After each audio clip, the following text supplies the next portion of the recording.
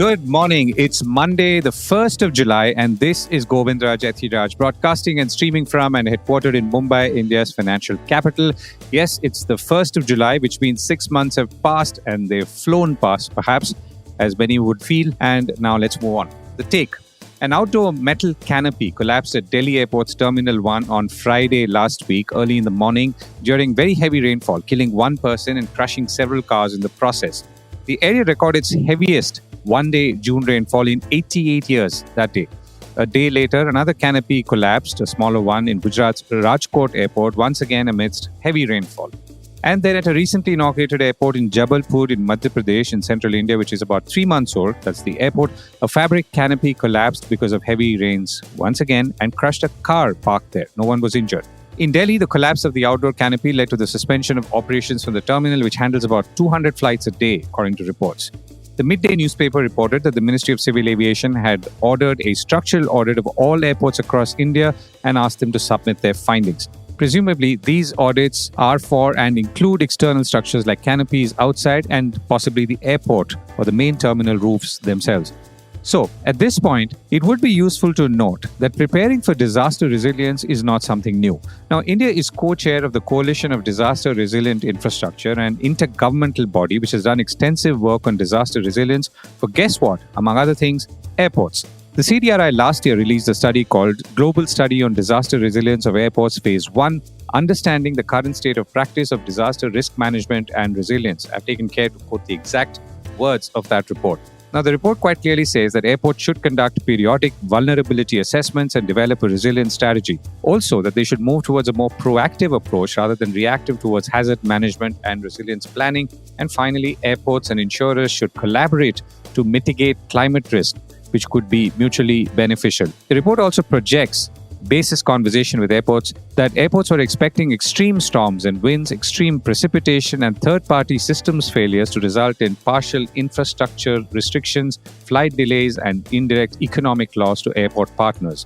Now, runways, terminals, and communication systems are given the highest priority amongst the critical assets, with the majority of participating airports having mitigation or recovery measures in place for these assets, says that report. On the other hand, the report also points out that while airport access links are considered one of the most vulnerable assets, participating airports in the creation of that report had highlighted that developing mitigation or recovery measures for these assets is often challenging, as they may not be part of airport jurisdiction and require extensive collaboration with multiple stakeholders in the region.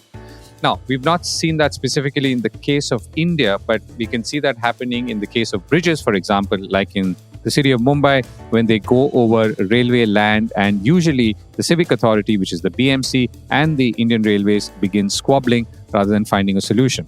Now, back to airports. The Indian government has been quite actively leading this effort of the CDRI, or the Coalition for Disaster Resilient Infrastructure. So it would not be correct to say the government is ignorant or not done enough, at least conceptually, in preparing for disaster resilience in airports. But of course, doing the brain work and then converting that to actual on-ground responses takes some very concerted effort, which is why a hurried structural audit to keep the public happy is not good enough. And the airports and airport authorities must revert to the process on structural safety and integrity of airport operations. Disaster resilience, of course, focuses on continuity, and there is a bias on airside operations, as the CDRI report says, which is how do you keep an airport running or minimize damage to it when there is a cyclone or unprecedented rains or something else like earthquakes. The case of Dubai Airport coming to a halt in April this year demonstrates how lack of preparedness can have a domino effect. Even the case of Terminal 1 in Delhi, the fact that flights had to be and are suspended because of a canopy collapse outside in the pick-up and drive-up area does not reflect well on preparedness. So the larger point is that this will get worse. There will be more intense rains preceded by, as it happened in Delhi just now, intense heat waves. I am no structural engineer, but it is obvious that all this impacts materials down to the bolts and rivets that hold parts of a roof or canopy or something else, for that matter, even walls together. So we have to prepare for extreme conditions, whether it is airports or bridges or roads. We have to build differently, and the public at large must stress on accountability at a much higher level of engineering quality and durability. Bridges might collapse because of age or inferior materials used during construction, but transport infrastructure will be hit repeatedly. This is a new world, and we must brace for it and also demand accountability for better quality of infrastructure in coming days. and the top stories and themes of the day. It's been a rocking 6 months in the stock markets. Wall Street is gearing for a return of Trump. Nightmarish COVID-19 era logjams are back for shipping and logistics firms. And entry strategies for the stock markets in India making sense of valuations and value.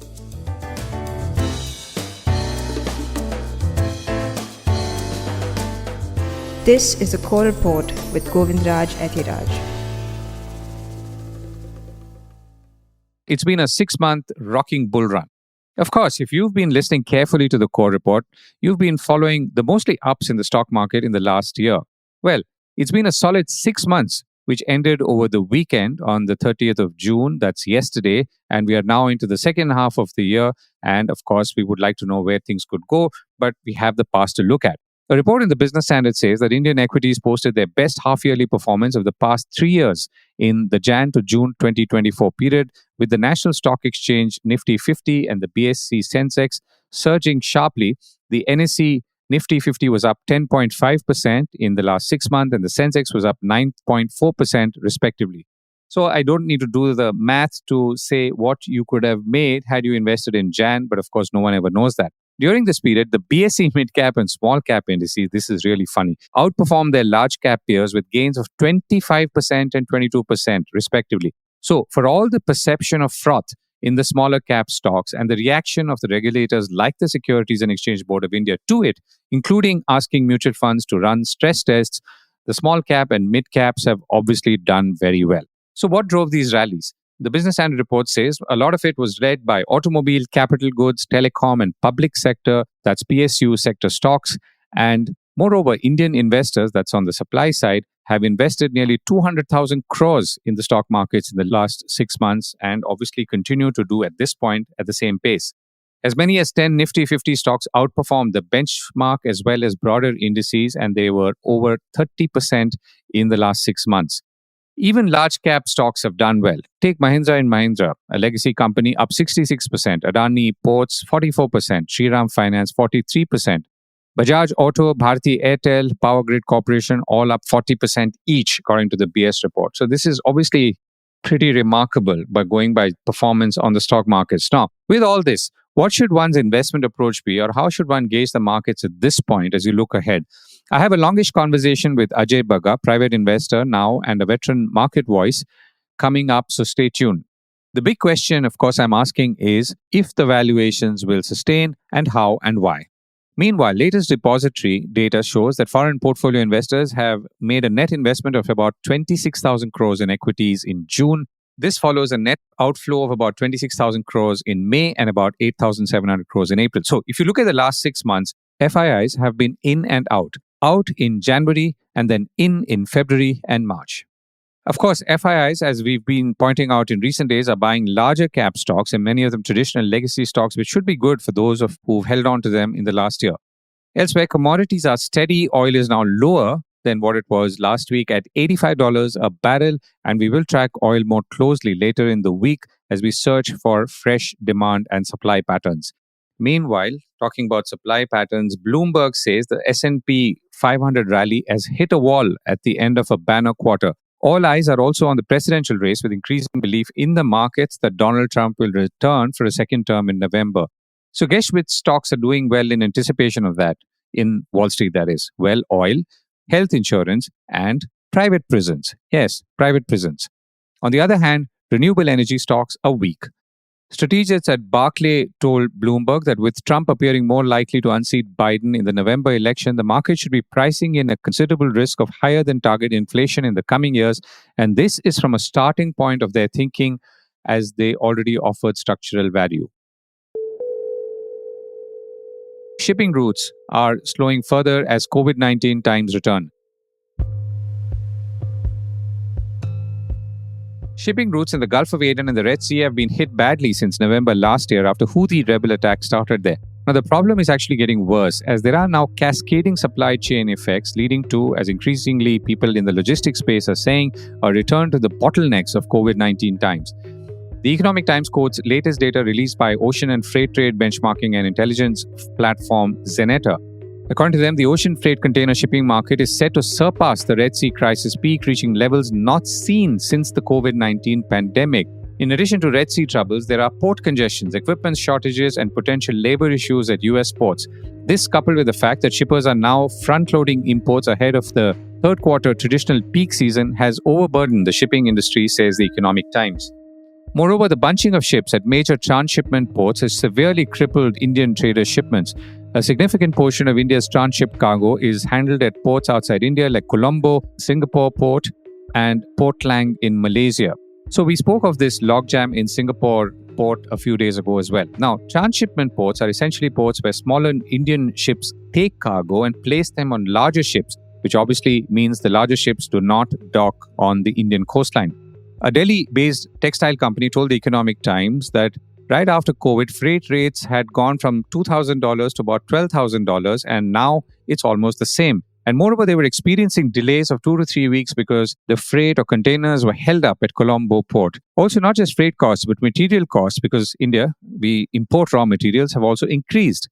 Elsewhere, India's Commerce Minister said the government was confident India would get over $800 billion of exports this year, with both goods and services growing. Now, I'm sure this is a slightly scaled down version of the target which was set earlier, but this is only to be expected. India's goods and services exports in 23-24, that's in the year that went by, had hit a record of about $778 billion. So export shipments are still growing. And it is a fact that despite all the troubles in the last 7 to 8 months, Indian merchandise trade and exports have been holding and growing. As one of India's largest exporters of leather footwear, M. Rafiq Ahmed, chairman of the Farida Group of Companies, told me recently on the Core Report.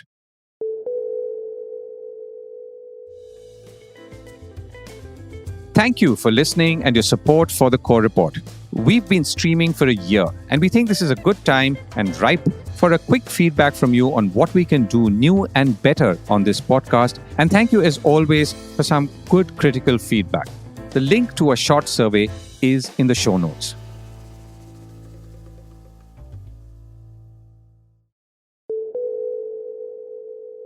Where could the stock markets go next?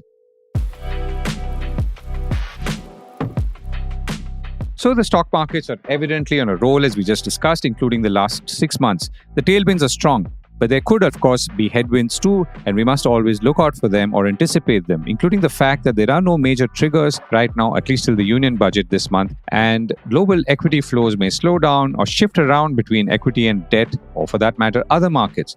The issue for Indian markets, of course, is finding the right direction and the sweet spots, so to speak, and of course, making sense of the valuations. I spoke with Ajay Bagga, veteran stock market voice, in a longish conversation, and I asked him a range of questions, beginning with how he was seeing the markets poised right now. The best way to look at it is to see it as a continuum. The market doesn't know that 24,000 is a very important level or anything like that. We like to talk in rounded numbers. The market does celebrate all-time high. How we have to see it is that this is part of the journey. As India is emerging from a 4 trillion economy, going to a 7 trillion, going to a 10 trillion, and the market is going to front-end it. So if you take that broader, longer-term view, you would be quite reassured and you would say, this is the time to stay invested and probably bring in some more money.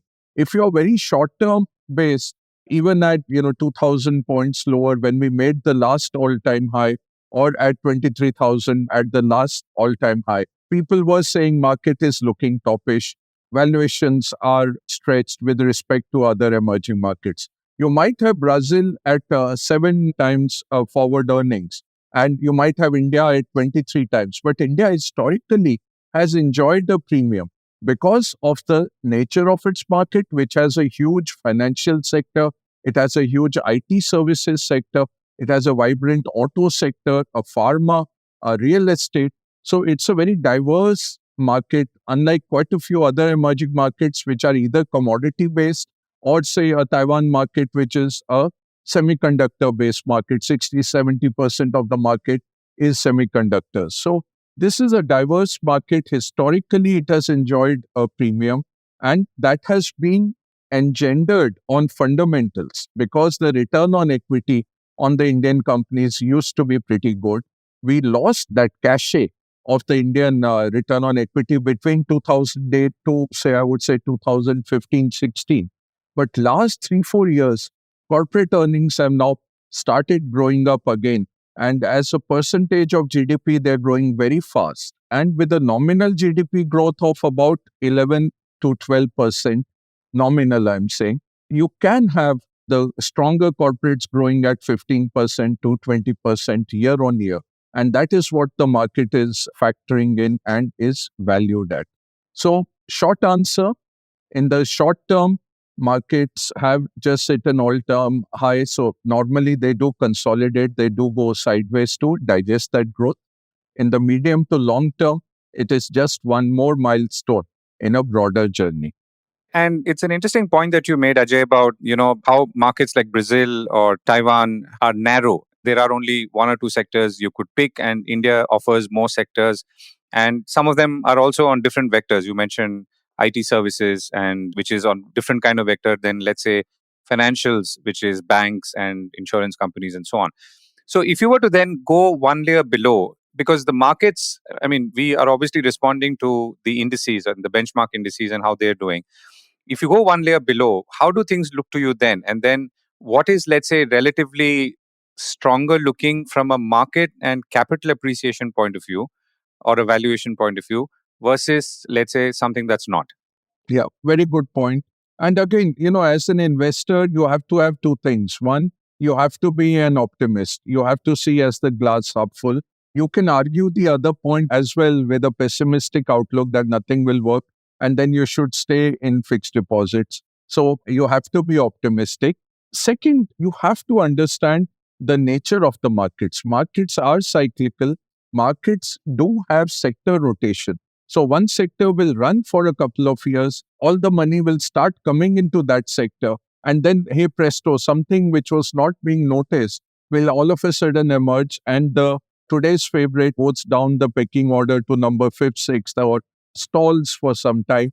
And you get, lower returns. Classic example, Govind, was 2008, when so many infrastructure funds were being launched across 2007 and 8. And real estate company, infra company, power companies had IPOs, and the biggest was the Reliance Power IPO, which marked the end of that massive bull run, which started in 2003 and culminated in early 2008. And then it took us 5-6 years to digest the mayhem that followed.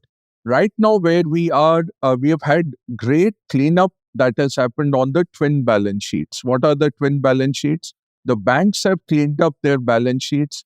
We have written off 16 lakh crores of NPAs, and bank NPAs are down to about 2.5%. So banks have the capacity to lend again.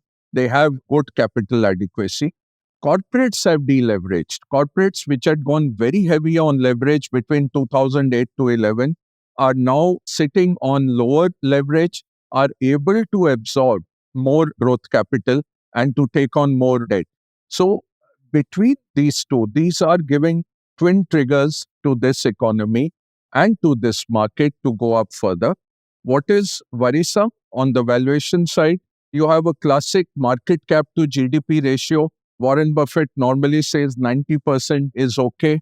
100 becomes toppish, and above that, becomes a worrisome thing. In 2008, Govind, we were at about 1.46 times. So the market was 1.46 times of the actual GDP. And then it took about 5 to 6 years to come back to that market level again. Right now, we are at 1.3. So we are not cheap by any sense, and that becomes an issue for institutional investors. What gives us strength? The change in the nature of the markets. One, the classic IT services and all have underperformed for 2 years, but new sectors have emerged. Second, the amount of money that has gone into actual infrastructure creation, which is unlocking huge revenues for the government, which is creating an economic boom in quite a few sectors. Third, the domestic flows which have started. Now, monthly investment plans, what we call SIPs in India, in mutual funds, are totaling about 20,000 crores. So about $2.5 billion of inflows are coming in.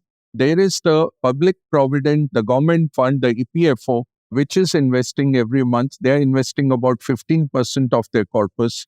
And you have the insurance companies. These together have created a big corpus of domestic institutions which have been able to absorb foreign money going out for various reasons from time to time and led the markets upwards. So this change, which is still, if you keep it in perspective, only 5% of household savings, Indian household savings, are still coming to the markets.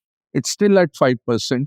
Imagine when this goes to 10, 12, 15%, what kind of impact it will have on the market. So these are the big fundamental changes between 2008 and 2024. The central bank has been quite strict. It has had a very strict monetary policy. Today also, our real rates are amongst the highest in the world. We have not had any rate cuts, even though inflation has been coming back. So it is a conservative central bank which has run a very tight ship. All that is helping in terms of the market perception, Govind. Right. I'm going to come back to IT services, not because it's IT services, but how institutional investors look at these things. But before that, you talked about the rotation in some ways, money moving into new sectors. So what in your mind are some of these new sectors, at least that you feel are promising or have been promising in recent times? Yeah, in the smaller side, I would say chemicals are coming back. So chemicals did very well in the COVID time and they took off. And then once the Chinese supply came back, we saw oversupply in the markets. Now our chemical companies are recovering well. Pharma is coming back. Pharma index also has hit an all-time high. So those are two sectors which were not being watched so carefully. Banks were underperforming and banks have started performing, especially the private sector large banks, Covid. Those valuations are looking good and they were underowned. They underperformed for the last 1.5 odd years. And now in the last 1 month, 2 months, the large private sector banks have started performing again. So that's a huge runway. And then finally, IT services. IT services, where we are caught, in 2000 with the Y2K, with the change in the millennial date, our IT services just took off. Nobody had anticipated that kind of a huge business coming in, and that helped them to become purveyors of IT services to the Fortune 500 and 2000. So now where we were stalling was on AI. As AI came in, the enablers of AI, the semiconductor makers did very well. The companies, the end-use ones, were having hardly 2-3% penetration. Some chat boxes, something, some fuzzy logic, not much. Our IT services sitting in the middle to connect these two didn't have business models. Yesterday, if you heard the Infosys senior management, they talked of 225 playbooks that now they have got ready for generative AI. So, 2.5 lakh staff being trained, as you mentioned, and 225 playbooks being readied for clients. So, to offer them that I can either digitize, I can automate, I can eliminate, I can make faster these processes across industries. Now, that is slowly coming back. So, right now might be a good point to jump into IT back because I think the re-rating is coming. It might take 3 months, 6 months. So you have to be patient. But that AI boom is coming, and AI boom will be equal to internet plus Y2K plus you add on anything more. It's going to be so huge. It's going to change the world runs, the way the world produces and the way the world consumes. So if Indian IT can sit in the middle of that, it's a massive opportunity. I think that is going to start unlocking over the next 6 months to a year. And this might be a good point to get in. A lot of institutional investors are seemingly returning, particularly foreign portfolio investors, after the elections, because I guess that's what they usually wait for. So my question is now, between, let's say, the comfort that they have in investing in some of the large caps, you talked about banks, where we can clearly see there's a lot of institutional money coming, and maybe others as well, and let's say their ability to take risk. And if this includes domestic investors, how do you see that playing out? Would people lean towards comfort, and therefore, even if they are already well valued, some stocks might benefit, and those are typically your larger, older, legacy, trusted brands, versus, let's say, the riskier element, which could be in the mid cap space or the small cap space? very good point. And again, you must remember the size of the Indian corporate. So even our large caps are like global mid caps. You have maybe 10 stocks which would hold their own in a Fortune 100. So when investors are investing in, whenever I used to run foreign fund houses or brokerages, we would look at the impact cost. That if half the market went away and you were the other half of the market, how would you get out? How long would it take? So the small caps get ruled out. Those are more strategic investments where they go in knowing that there is no exit. I remember in 2008, Govind, I might have shared it also with you at that time. One FI came to me. He said, Mr. Bagga, when we came in, we saw the gate was as broad as Taiwan. And then when we tried to get out, at the height of the GFC, get our money out, it had become smaller than Thailand. So your gates are very dynamic.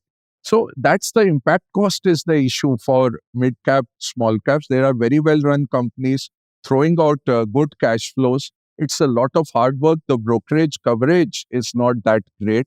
And meeting those companies, doing on the ground research takes a lot of time.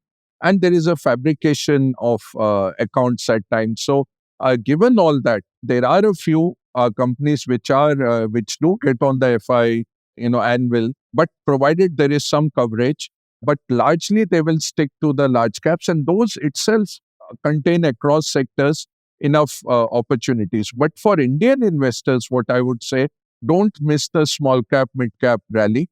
And again, that the route to do that is through mutual funds, because the fund manager will identify 30, 40 companies for you. They will diversify it across maybe 50 companies. You don't need to do all that hard work in trying to pick up those stocks. Large caps, you want to do direct. Okay, if you have the time and the training, you can do that. But I would say the institutions will largely stay in the large caps and the top end of the mid caps. Small caps and all, very difficult to manage, to control the narrative, as well as the impact cost on exit is very huge. Right. Thank you so much for joining me today. Thank you.